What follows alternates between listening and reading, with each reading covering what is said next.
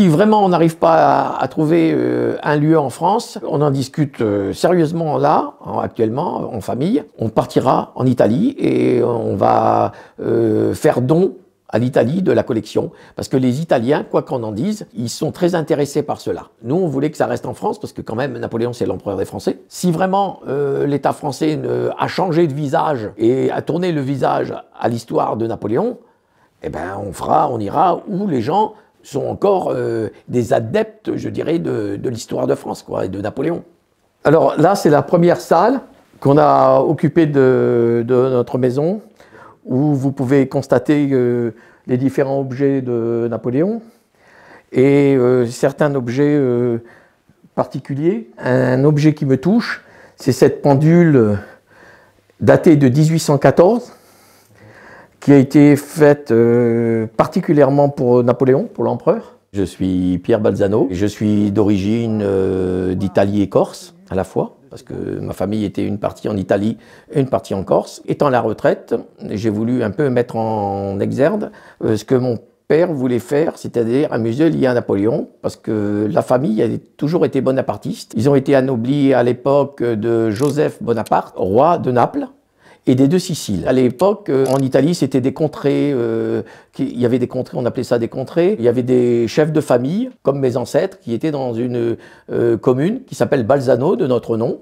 en Calabre. Napoléon avait fait un peu sa noblesse aussi. Comme Joseph, il fallait qu'il soit entouré, donc il avait sa propre noblesse. Ma famille étant une grande famille de Calabre, ils avaient été anoblis à l'époque. J'ai voulu poursuivre l'action de mes ancêtres et je réunis dans toutes les maisons de la famille des objets liés à Napoléon, à Joseph, mais aussi à la famille, les sœurs, etc., etc. Ça fait rien, il ne voit pas la poussière. Et ça, c'est quoi? Alors là, ce sont les symboles de Napoléon qui viennent d'un musée. Hein, et le musée se débarrassant des objets, nous avons pu racheter les symboles. Vous voyez, ils sont en or et pierres précieuses de Bohême. Vous savez qu'on est bercé avec les oncles et tantes, qu'il y a des Napoléons partout dans les maisons. Toute la famille en parlant, petit à petit, vous imprégnez de ça. C'est comme des familles qui sont médecins de père en fils. Là, on est bonapartistes de père en fils. Moi, ça m'a donné envie de dire, ma famille a servi, parce qu'on a beaucoup de militaires dans la famille, ma famille a servi, je dois servir le pays. Dès mes 18 ans, je me suis engagé dans l'armée. Et ensuite, je voulais continuer à servir. Je me suis dirigé vers la police. Ma vie, je l'ai consacrée à servir le pays. Vas-y, là. Alors, ici, vous avez ce salon. Il y a combien environ d'objets là? 3000 objets à peu près. Ça n'a pas été si facile que ça, parce qu'il a fallu retrouver la famille, puisque nous, notre famille, elle est autant en Italie qu'en Corse. Donc il a fallu rechercher les familles, il a fallu rechercher les lieux. C'est un travail de longue haleine. Il faut faire des voyages. Là, on rentre de 2400 km de l'Italie. On va en Bretagne, on va dans tous les pays pour trouver des objets liés à Napoléon. Et le plus possible, des objets qui ont vécu l'époque napoléonienne. Une fois qu'on les a localisés, il faut aller voir avec la famille s'ils sont favorables à vous les donner pour le musée, pour l'objectif qu'on a. Après, on achète beaucoup d'objets. Il y a deux endroits où on achète beaucoup d'objets, des bronzes et tout qu'on trouve de Napoléon. C'est également en Bretagne et en Dordogne. Les gens se débarrassent des objets de Napoléon. Souvent, n'en connaissent pas la valeur réelle. Et après, on fait les enchères. L'écharpe tricolore que vous avez vue du maire, c'est une ceinture, parce qu'à l'époque, c'était porté en ceinture.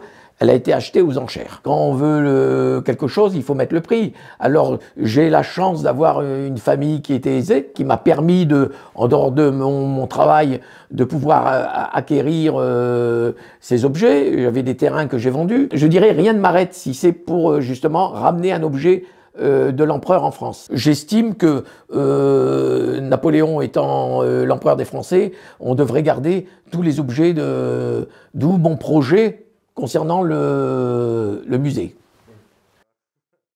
Pour le coup. Oui, je tourne. Garde impériale, ça qui est important.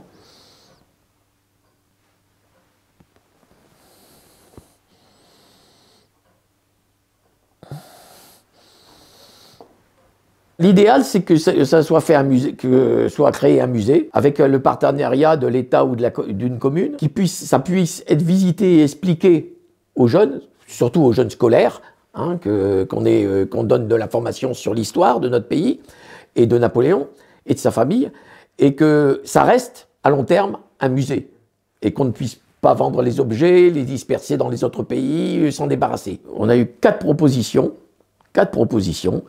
et en finalité, ça n'a pas donné suite parce que pour les communes, certaines communes qui nous ont contactés, c'était trop lourd, il y avait la sécurité à payer, il y avait un budget à mettre en place, il y a des vitrines, vous avez vu tous les objets, il faut mettre tout ça dans des vitrines, vous ne pouvez pas mettre des bronzes sur une étagère et puis faire visiter les gens comme ça. Financièrement, la commune ne pourra pas subvenir aux frais d'un musée. Si vraiment on n'arrive pas à trouver un lieu en France, on en discute sérieusement là, actuellement, en famille. On partira en Italie et on va faire don à l'Italie de la collection. Parce que les Italiens, quoi qu'on en dise, ils sont très intéressés par cela. Nous, on voulait que ça reste en France parce que quand même, Napoléon, c'est l'empereur des Français. Je trouve regrettable que les dirigeants de l'État français, hein, des communes, des départements, des régions, de ne pas donner suite, parce qu'on ne leur vend pas. Ça serait financier, on dirait, on vous vend, allez, 2 millions d'euros. Mais non, non, là c'est un legs. Si vraiment l'État français a changé de visage et a tourné le visage à l'histoire de Napoléon, eh ben on ira où les gens sont encore des adeptes, je dirais, de l'histoire de France, quoi, et de Napoléon. On s'est donné beaucoup pour réunir tous ces objets. On n'attend pas une reconnaissance, on le fait pour les générations futures. Et si ça ne se fait pas, vous savez, à un moment donné, vous vous dites, ben, ça n'intéresse pas, on fait autrement, quoi. On doit se souvenir ce qu'a fait Napoléon pour la France. Il faut savoir qu'il y a des hommes d'État, il y a des hommes qui ont fait des choses pour le pays et que la République utilise toujours ces choses. On vit sur les fondements de Napoléon. Donc on doit faire connaître Napoléon. Vous venez de me dire l'esclavage. À la fin de sa vie, il a aboli l'esclavage. Il a reconnu qu'il avait fait une erreur. Alors c'est facile d'entendre des personnes dire derrière une caméra de télévision, c'était un tyran, c'était un tyran. Si c'est un tyran, abolissez tous les fondements de Napoléon. Vous enlevez le code civil, vous enlevez la Légion d'honneur, vous enlevez le baccalauréat. Et qui c'est qui va recommencer à zéro tout ça?